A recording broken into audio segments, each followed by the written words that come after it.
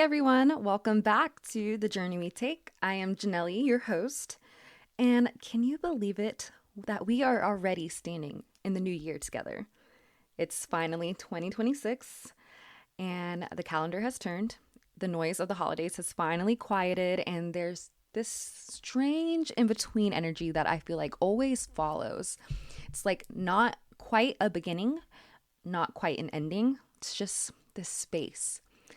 I didn't come into this new year with a whole checklist or a dramatic reinvention. No new year, new me. Instead, I feel like I arrived in this new year by just setting things down.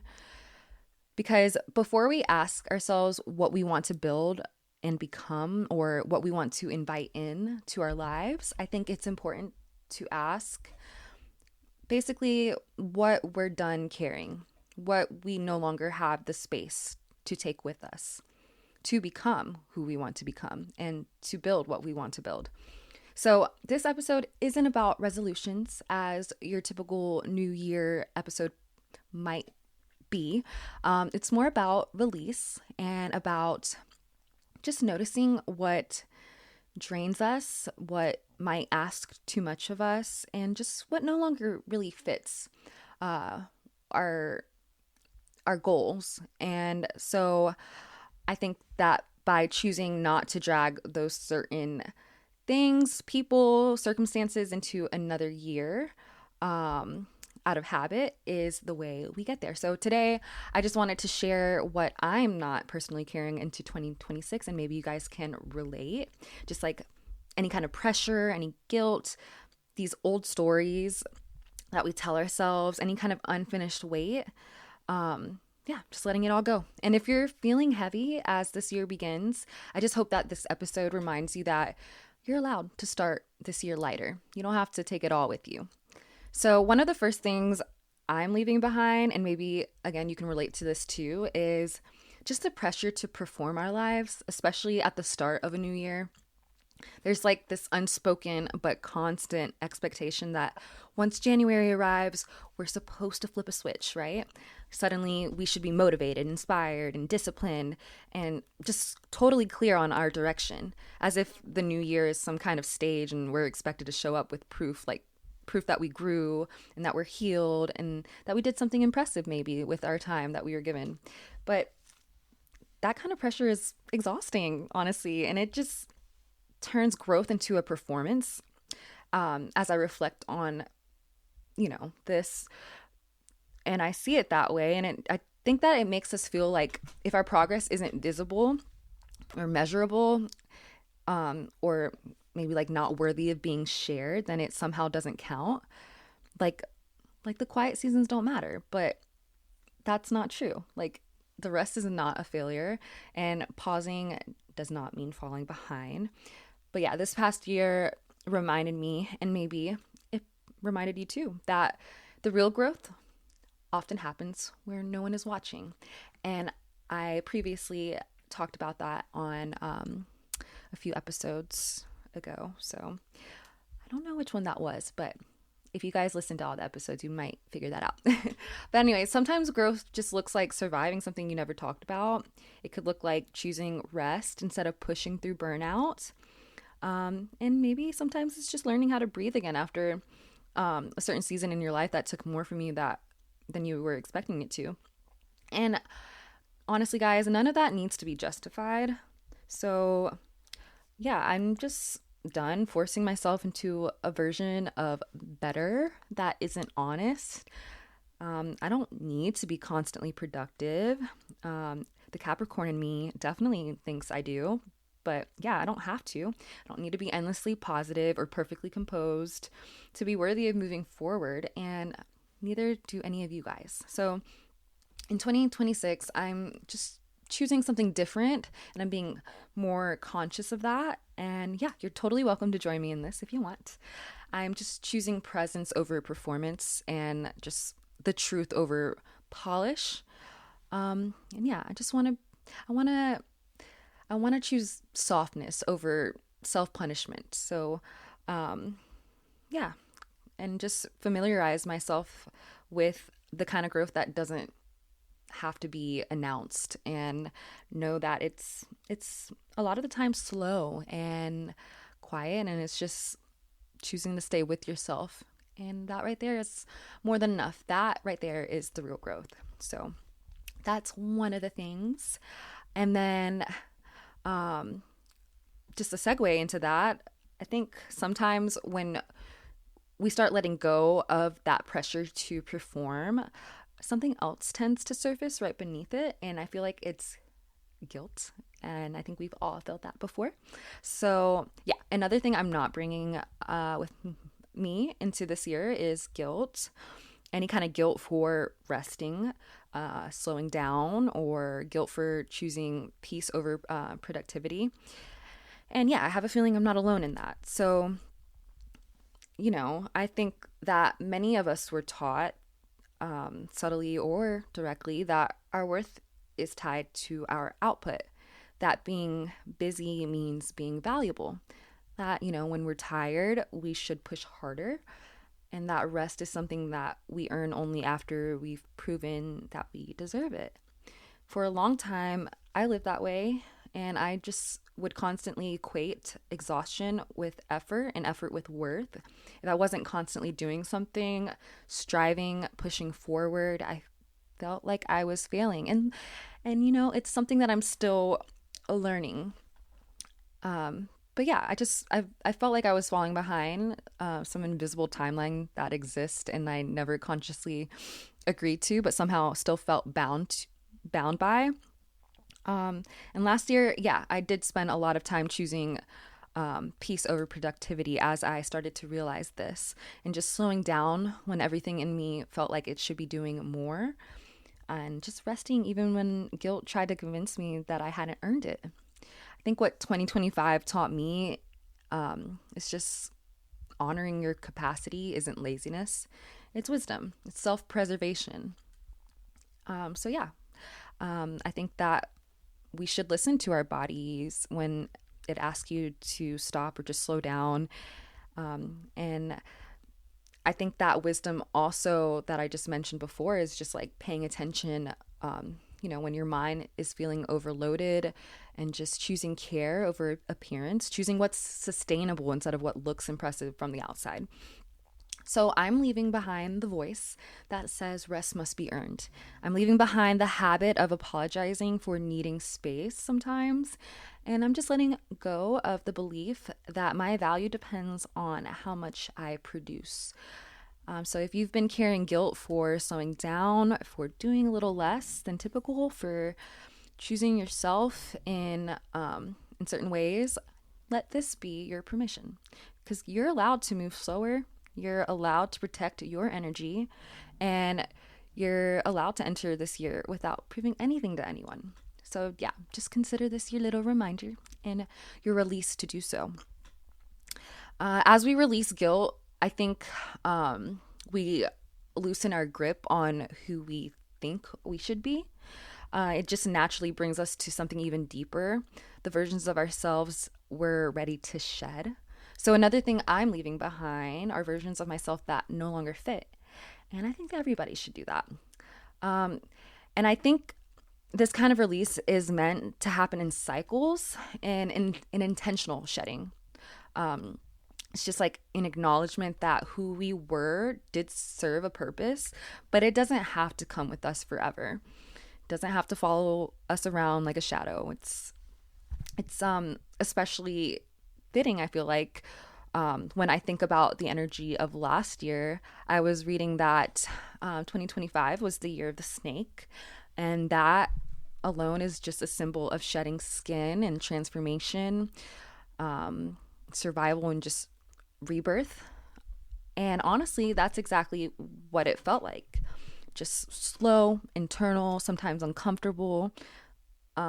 Just a year of outgrowing old layers rather than racing towards something new. So I'm leaving behind the version of me that stayed quiet to avoid discomfort. Any kind of versions of myself that overexplained just to feel understood. The versions that believed love had to be earned through sacrifice or shrinking myself to fit inside someone else's expectations. And maybe as you're listening, you're recognizing some of your old skins too. Those versions of us weren't wrong, they weren't weak. Um, they were maybe just protective. And they most likely formed in seasons when we're learning how to survive and how to belong and just really how to make it through with the tools that we had at the time. So, of course, I don't resent those versions of myself, and I don't think anyone should resent any versions of themselves in the past. I think we should honor them and just thank them for getting us through what we didn't know yet how to face differently. But yeah, you don't and I don't need to carry them into this year, because now we have entered 2026, and this is the year of the horse, a year often associated with forward motion and freedom, momentum, and just movement after long stillness. So after shedding, there's more room to move. So what I am bringing forward are the lessons those earlier versions taught me: resilience, intuition, just the courage it took to eventually choose differently, discernment. I'm carrying all of that wisdom and just not the weight. The old shells can definitely stay behind. They did their job. So as I step into 2026, I'm doing so lighter, not because everything is completely resolved and perfect, but because I'm more rooted in who I am now, more willing to take up space unapologetically, more ready to move forward without dragging old armor along with me. And I hope that you guys are willing to also step into this new year feeling lighter. And yeah, just thank who you were, release what no longer fits. And I think that's what really allows us to step forward in a way that's not rushed, not forced, but in a more freeing way. So yeah, maybe again that this year invites you to do the same thing and just come into it fully present without all the extra weight. And yeah, once you start shedding these old versions of yourself, you realize something else pretty quickly, that not everything comes with a neat ending. So another thing I am releasing this year is the belief that everything needs closure in order to be complete.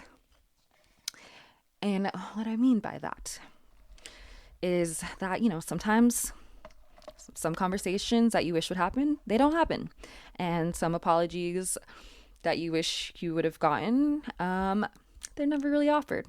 Some of these endings just stay open-ended and unresolved, unanswered, almost like tabs left open in your mind that you just keep revisiting, and like you're just hoping one day that they'll finally load. But yeah, for a long time I believed that that meant I couldn't move on, that healing required understanding, and that I just needed the explanation. I needed the acknowledgement and the mutual yes, this happened, in order to really put something down. I thought maybe closure was something someone else had to hand me, but life doesn't really always work that way. And honestly, it really does. I'm just learning that some chapters are finished even if they never felt wrapped up. Like some stories end mid-sentence, and some lessons just don't come with a bow, a moral, or a final conversation that makes everything make sense. And that doesn't necessarily mean they failed. It just means, they were real. Some lessons just stand on their own, and, growth doesn't always need permission. And some peace comes from just accepting that not everything will ever fully make sense and just choosing to live anyway. So in this new year, I'm letting go of the urge to want to fix every ending and revisit every moment or mentally rewrite the past until it feels more comfortable. Because I don't need to chase closure, neither do you. We don't need to reopen doors that closed for a reason, and we surely don't need every story to agree with us in order for us to move forward. Honestly, letting go of that need might be one of the most freeing things ever. So, yeah, if you're carrying unfinished business into this year, those lingering what ifs, conversations that you'll never get, maybe some unanswered questions, uh, maybe take this as your reminder that you're still allowed to just move on without closure, without answers, without the ending that you thought you needed, because sometimes choosing peace is the closure. And when you stop chasing closure, when you stop trying to fix every single ending, something else starts to, I guess, quiet down. The constant questioning of yourself. Another thing I want to let go of and release for this year is just any kind of self doubt. I think that is a constant battle for most of us in life. Just any kind of limiting story that we carry and that we've maybe carried for far too long. You know, the ones, the voice that says everyone else is ahead of you. Oh, you're late. You're too late. You should have had this figured out by now, and you're just not enough for what you want. You know, any kind of negative self-talk. Those thoughts can sound so convincing, especially when you're tired or standing at the edge of something new, but as I'm getting older, I feel like I'm starting to see them more clearly now, not as truth, but as these echoes, like borrowed fears and outdated beliefs, internalized expectations that were never actually mine to carry. They're none of ours to carry, really. They're just habits of thought, and they're not facts. And the more I notice them, the more we notice them as individuals, the less power they have over us. So instead of letting these voices lead us into the year, we should choose something else if this is especially something that you're also trying to let go of. So me personally, I'm choosing curiosity over criticism and asking what's possible instead of what's wrong with me. And I want to choose compassion over comparison, just remembering that everyone's timeline is different, even when it doesn't look like it online. And yeah, just trust over fear is a big one. Just trusting that I can figure things out as I go, just like I always have, really. Not because I suddenly have everything figured out, not because doubt disappears overnight, but because I'm still learning to just stay with myself when doubt shows up instead of just letting it decide what I'm capable of. And maybe that's the real shift, not the absence of fear, but the willingness to keep moving forward anyway. Yeah, because release isn't empty. It just creates space. And when I look at what that space holds, I realize I'm not stepping into 2026 with nothing. I'm stepping into it with what actually matters. I am carrying all of these lessons that were learned the hard way, the ones that didn't come from the books or quotes, but just from living, from getting things wrong and being humbled by life, and from staying when it would have been easier just to leave, and leaving when it would have maybe been easier to stay. I'm carrying the boundaries I finally honored, the moments I said no without explaining, all the times that I chose myself, even when it felt uncomfortable or unfamiliar. Those moments changed me more than I realized at the time, but in retrospect, I see it way more clearly. I'm wanting to carry into this new year the courage I found when I thought I was running on empty. The kind of courage that doesn't roar, but it just kind of whispers, just take one more step. That's the kind that shows up very silently, I guess you could say, on days when you don't feel strong, but you keep going anyway. And I'm bringing self-trust, not because I've always made the right choices, not because everything has always worked out perfectly, just because I have stayed with myself when things got messy.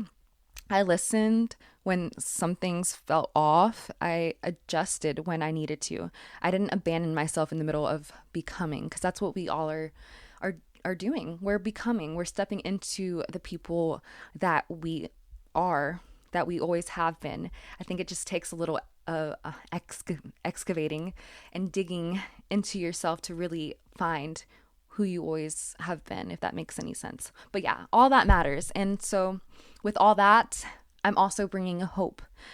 And not the kind of hope that is like shiny and that pretends everything will be easy, but it's the kind of hope that I want to bring that's earned, that one that just says I'm still here and I survived and I don't need to rush what comes next. I can move forward gently with intention and with care. And maybe that's what this year is really asking of all of us. It's not to sprint into something new, but to walk into it grounded and lighter, as I've been saying in this whole episode, and just more trusting of ourselves than before. So before we close, I want to invite you guys into just a moment of reflection and just take a breath and ask yourself, what are you releasing this year? What might feel heavy out of habit, but not necessity? What stories, expectations, or patterns are you done carrying? You don't need answers right away. You don't need to explain them to anyone. I think that just noticing is enough to begin. So, yeah, I think that's all I have for today. As this year unfolds, I just want you to carry maybe all of this with you, that you don't need to arrive in this year of 2026 fully certain or fully prepared. You just need to arrive. Arrive with a little less weight on your shoulders, arrive with a little more honesty with yourself, and with the space to breathe, to feel, and to simply be. Release is not weakness. Again, it's courage, it's wisdom. And it's just, the power of saying, like, I don't have to carry this anymore. So whatever you choose not to carry, whether it is what we talked about, guilt, self-doubt, old versions of yourself, stories that no longer serve you, just leave them behind, let them stay there in the past, and make room for peace, make room for clarity, and make room for yourself. Because when we show up lighter, we give ourselves that space. We create that chance to step into the year fully present, fully alive, and just open to whatever is next. So here's to the new year ahead and to all of the great things that are awaiting for us on the other side of it all. Thank you for walking this journey with me and for listening and reflecting and just choosing to show up for yourself, even whenever it does feel a little messy. If you guys have been enjoying the podcast, it would mean the world if you left a review, rated the show, wherever you're listening at, maybe just sharing it with someone you love, or just visiting the website. You can find a lot more content on there. I sometimes do blog posts that are in correlation with the episodes, and I have a lot more stuff that I've been working on for the brand. So I'm really excited for what the future holds, and I'm so grateful for all of you. All of the support is what keeps this space alive and growing, and I really couldn't do it without you. So again, thank you, and I will catch you guys on the next one.